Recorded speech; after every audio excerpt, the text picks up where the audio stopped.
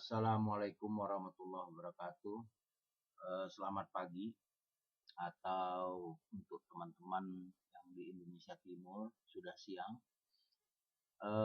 Saya hari ini ingin memaparkan tentang aplikasi pemilu, tapi ini khusus untuk pemilu kada, yang ini Simpel Pilkada. Nah, aplikasi ini digunakan untuk tim pemenangan ya sampai saksi TPS, baik di lapangan maupun di posko utama. Di posko utama biasanya ya level admin.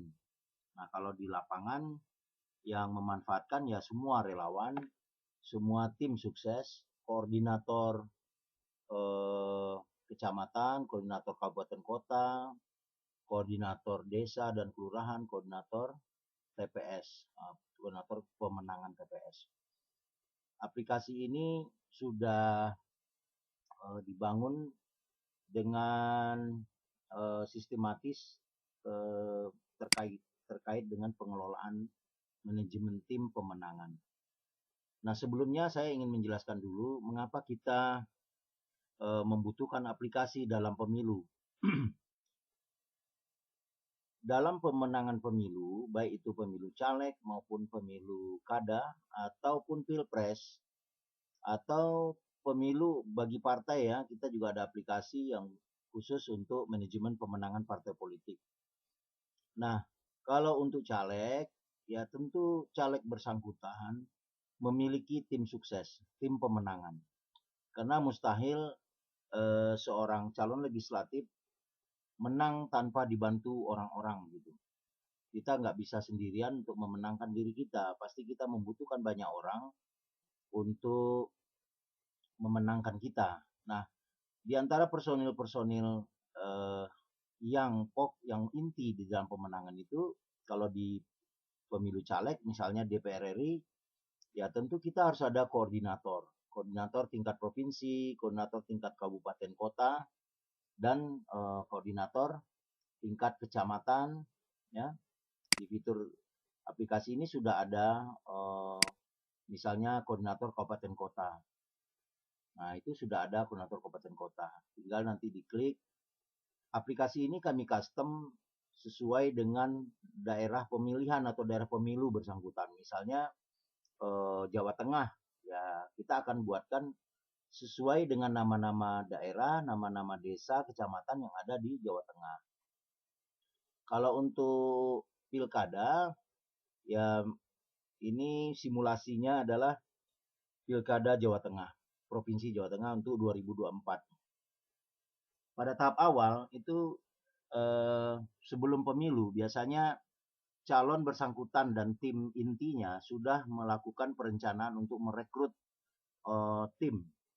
Karena proses perekrutan tim pemenangan itu yang menjadi pekerjaan awal yang harus dikerjakan dalam pemilu kada maupun caleg gitu ya. Kita harus memastikan dulu bahwa kita ada orang-orang sampai di tingkat TPS. Nah, untuk itu sebelum pemilu dimulai, biasanya calon yang punya persiapan yang matang, dia sudah memulai dengan sistem ini, yaitu dengan merekrut orang-orangnya. Nah, orang-orang yang begitu banyak, sampai ratusan, ribuan orang, itu mustahil dikelola dengan manual. Untuk itulah perlu sistem untuk perekrutan ini sebagai SOP-nya. Kemudian data dari personel-personel itu disimpan di sistem. Baik nama orangnya, alamat rumahnya sesuai KTP, nomor induk kependudukannya, NIK-nya sesuai KTP. Kemudian sistem ini langsung ketika kita udah input itu semua memberikan GPS location rumah orang tersebut. Jadi ke-record gitu ke sistem. Nah, nantinya data-data yang sudah terkumpul ini apabila kita sudah mulai dalam putaran pelaksanaan pemilu, biasanya setiap kontestan pemilu itu diberi hak untuk mendapatkan DPT. Biasanya koordinator tingkat desa atau kelurahan kita perintahkan untuk meminta DPT sesuai desa atau kelurahannya. Nah, itu filenya bisa diminta dalam bentuk Excel, kita upload ke sistem ini. Nah, data personil yang sudah kita input itu akan divalidasi oleh sistem secara otomatis. Orang ini sudah terdaftar di DPT atau belum. Karena yang memiliki hak pilih sesuai Undang-Undang Pemilu adalah orang yang terdaftar di dalam DPT. Baik, selanjutnya saya akan jelaskan mengenai fitur koordinator kecamatan. Ini tadi yang sebelumnya ya, koordinator kabupaten itu satu kabupaten cukup satu orang koordinator, ya. Satu kota cukup satu orang koordinator, supaya tidak tumpang tindih ya dalam pelaksanaannya. Jadi satu orang yang dapat betul-betul dipercaya menjadi koordinator tingkat kabupaten kota. Ya misalnya ada 12 kabupaten ya di provinsi itu ya berarti ada 12 orang tiap kabupaten satu gitu. Kalau di Jawa Tengah misalnya kabupatennya ada 29 gitu ya. Ya berarti ada 29 orang yang harus ditunjuk menjadi koordinator begitu. Nah, di manajemen tim ini juga ada koordinator kecamatan. Ini sekarang kita beralih ke koordinator kecamatan. Pada saat kita merekrut koordinator kecamatan, itu ya melakukan perekrutan tentunya koordinator kabupaten kota tadi. Karena koordinator kabupaten kota lah yang tahu orang-orang di kecamatan-kecamatan di kabupatennya itu atau di kotanya itu yang layak untuk ditunjuk atau diberi amanah menjadi koordinator kecamatan. Nah, misalnya di sini ada kalau yang di Jawa Tengah ini Kabupaten Cilacap misalnya, ini pilkada Jawa Tengah ya. Kita bicara salah satu contoh misalnya Kabupaten Cilacap. Nah, di Kabupaten Cilacap ini ada kecamatan Dayuh Luhur ya, Wanareja, Majenang, Cimanggu dan lain-lain. Nah, tiap kecamatan itu harus direkrut satu orang koordinator. Ya.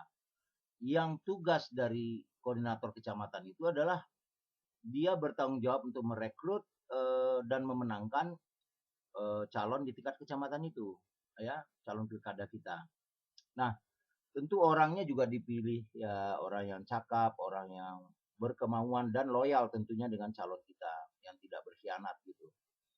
Nah, di Kabupaten Cilacap ini ada 24 ya recordnya yang sudah di simulasi kita ini koordinator kecamatannya.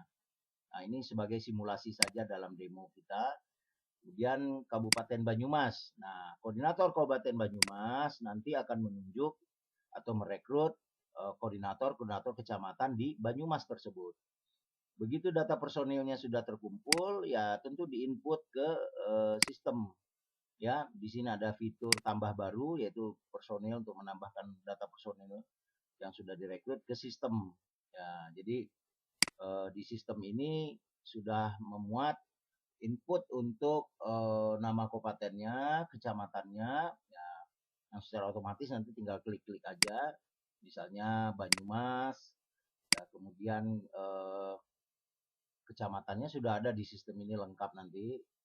Misalnya kita ambil kecamatannya Jatilawang, ya, kemudian koordinator kabupatennya siapa nanti harus dari input dulu baru nanti keluar nama orangnya.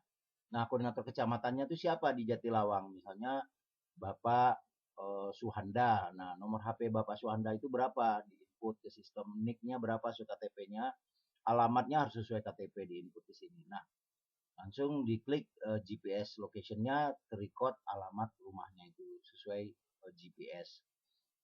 Begitu seterusnya. Nah, input data ini bisa dilakukan oleh koordinator kabupaten langsung. Ya, nanti tentu kita latih melalui handphonenya saja, ya, melalui handphonenya saja dia input nama, sesuai KTP dan lain-lain itu bisa dia langsung lakukan menggunakan handphonenya. Kemudian kalau dia merasa aduh capek saya harus input, ya dia serahkan ke admin, dia ke posko utama, dia catat data-data itu dia berikan ke admin, biar admin di posko utama yang menginputkan. Jadi ada dua opsi ya, tidak mesti koordinator kabupaten yang menginput. Ya kalau dia tidak keberatan, ya itu lebih baik, ya meringankan juga tentunya kepada admin. Tapi kalau dia merasa Ada juga orang yang udah kena berusia, ya dia agak susah untuk input-input gitu. Ya dia catat aja, catat datanya lalu dia serahkan ke admin, biar admin yang menginputkan gitu.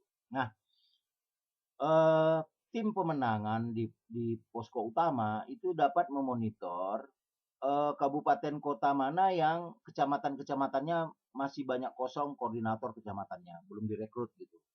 Karena kita bicara dalam pemilu ini kecepatan juga. Kalau lawan kita lebih cepat dalam merekrut orang-orang untuk pemenangan dibanding kita, maka peluang kemenangan kita ya menjadi tipis. Kita harus lebih duluan. Kita harus lebih cepat daripada lawan kita. Jadi kalau saran kami ya aplikasi ini sudah digunakan jauh sebelum pemilu dimulai. Ya, karena kalau pada saat putaran kampanye baru memulai rekrutmen pemenangan ini, ya sudah terlambat kalau menurut kami. Jadi memang tidak ada kemenangan dalam pilkada atau pemilu itu tanpa perencanaan yang matang, baik itu caleg maupun calon kepala daerah maupun ya pilpres. Orang yang paling siap, ya kubu yang paling siap itulah yang berpeluang Pak untuk menang. Kalau dia baru memulai pada saat sudah dapat nomor urut, baru dia memulai semua ini, ya dapat dipastikan sudah keteter. Ya timnya juga sudah nggak keburu, waktu pendek. Apalagi putaran kampanye pada pemilu 2024 itu oleh KPU dipersingkat, tidak sepanjang pemilu sebelumnya. Dan untuk wilayah yang luas seperti Jawa Tengah, Jawa Barat, Jawa Timur, ya Medan, Jakarta dan lain-lain, kita sarankan jangan Anda menunda. Apabila benar-benar serius maju dalam pilkada, ya tidak boleh menunda. Mulailah dengan apa yang bisa dimulai. Misalnya memastikan koordinator-koordinator tingkat kecamatan terekrut, kemudian beralih kepada koordinator-koordinator tingkat kelurahan ya dan desa. Ya kalau di Jawa Tengah, Jawa Timur, Jawa Barat ya ada desa, di Lampung dan lain itu ada desa. Nah, tiap desa atau tiap kelurahan itu kan desa dan kelurahan itu dianggap setingkat ya. Itu harus ada satu orang koordinatornya, koordinator pemenangan. Apa tugas koordinator desa dan atau koordinator kelurahan? Yaitu ya dia merekrut koordinator pemenangan TPS. Karena seorang yang kita tunjuk menjadi koordinator tingkat desa, koordinator pemenangan tingkat kelurahan, dia pasti tahu orang-orang di TPS di desanya itu yang bisa diandalkan di tiap TPS untuk memenangkan calon. Ya, baik itu calon caleg maupun calon kepala daerah. Ya, begitu juga calon presiden. Jadi ya ini adalah unit yang terkecil dalam pertempuran pemilu, yaitu memastikan adanya relawan pemenangan di tiap TPS. Dapat dibayangkan kalau Anda memulainya setelah penetapan nomor urut calon. Kami berkeyakinan dari pengalaman kami sejak 2010, orang yang memulai setelah putaran kampanye start mulai, baru dia memulai pekerjaan ini semua, dia terlambat. Untuk itulah gerakan dari pemenangan itu sudah silent dilakukan dari sekarang, ya. Ya kami berharap calon-calon yang ingin menang, ingin maju, ya serius dan sudah memulai dengan melakukan perekrutan tim pemenangan sampai 3 TPS dengan bantuan SOP dari aplikasi ini. Nah nantinya setelah koordinator pemenangan TPS sudah dapat kita rekrut, berlanjut koordinator pemenangan TPS itu merekrut calon saksi TPS. Karena calon saksi TPS berdasarkan Undang-Undang Pemilu, saksi TPS haruslah orang yang berdomisili di TPS bersangkutan. Jadi misalnya namanya Budi atau namanya Ahmad, dia berdomisili di TPS 2, maka dia dijadikan saksi untuk di TPS 2 itu. Jangan dia nyoblosnya nanti di TPS 2, dia dijadiin saksi di TPS 7. Itu nggak sinkron ya. Nah, bagaimana mengetahui dan kerapian itu secara sistem? Ya, di sistem ini akan ketahuan langsung si Ahmad tadi atau Budi tadi apakah dia berada di TPS 2 atau 7. Kalau domisilinya sesuai KTP-nya ada dia berdomisili di TPS 2, maka by sistem karena DPT-nya nanti dari kelurahan kita sudah upload ke sistem kita, itu akan tervalidasi, ya, akan dikasih tahu, oh dia ada di TPS 2, berarti dia cocok ditugaskan untuk menjadi saksi di TPS 2. Sistem akan membantu. Bayangkan kalau kita menggunakan cara-cara manual, apabila ada puluhan ribu TPS, ribuan TPS, apalagi sampai ratusan ribu TPS di Pilpres, ya kalau pakai manual tentu akan kusut, akan kusut sekali. Nah, memastikan keberadaan koordinator pemenangan di tiap TPS telah terekrut itu adalah bagian dari persiapan pertempuran pemilu, ya, yang sesungguhnya. Baru kita nanti beralih ke agenda kampanye, ya. Dalam agenda kampanye ini tentu ada yang disebut dengan penebalan dukungan terhadap paslon, ya, penebalan suara. Ya, basically memang kita di sistem ini fokusnya adalah pemenangan BTPS, ya. Kalau di TPS itu ada 200 pemilih, maka dapat kita targetkan misalnya ya 105 orang harus mencoblos kita per TPS. Kalau 200 orang per TPS pemilihnya, misalnya begitu. Artinya ya 51% dari suara per TPS itu mendukung kita, itu adalah bagian dari menjamin kemenangan kita. Tentunya ini adalah kerja-kerja yang bersifat kebersamaan dan harus terukur, tervalidasi, dan punya target yang jelas. Nah, satu-satunya cara untuk mencapai itu semua, berdasarkan pengalaman-pengalaman kami, tidak ada lain, kita harus menerapkan secara sistem. Ya, sekarang banyak orang menawarkan sistem-sistem yang hanya di ujung saja, yaitu menghitung perolehan suara. Padahal pemilu itu juga penting, ya, penghitungan perolehan suara, tapi juga yang tidak kalah penting adalah bagaimana kita bisa menang. Itu yang paling utama. Nah, sistem yang Inkrenusa coba atau kami coba tawarkan ini sejak 2010 itu adalah bagaimana Anda bisa menang, ya. Jadi tidak hanya mengawal dan membuktikan perolehan suara Anda, tapi juga bagaimana sistem ini bisa membantu Anda menjadi pemenang. Itulah target kami, dan target utama kami adalah, atau sistem ini adalah Anda jadi pemenang dalam pemilu. Nah, moga-moga masukan ini berguna, ya, nantinya dapat menghubungi kami sesuai nomor yang tercantum di slide ini. Kemudian saya juga sampaikan di fitur sistem ini juga ada manajemen logistik, karena logistik kampanye itu juga penting dan banyak pemborosan biaya di logistik kampanye.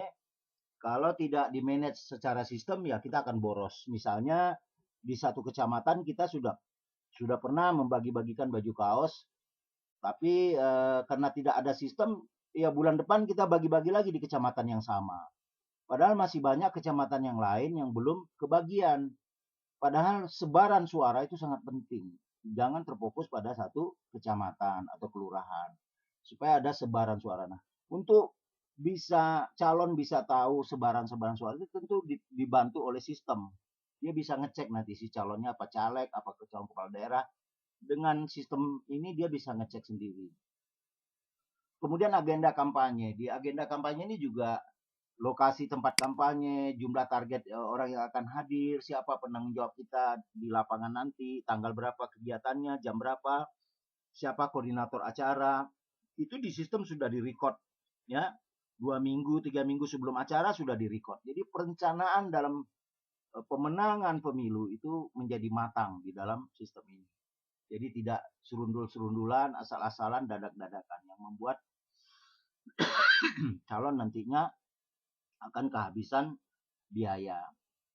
Baik, selanjutnya saya ingin jelaskan mengenai door-to-door campaign. Di fitur sistem ini ada door-to-door campaign.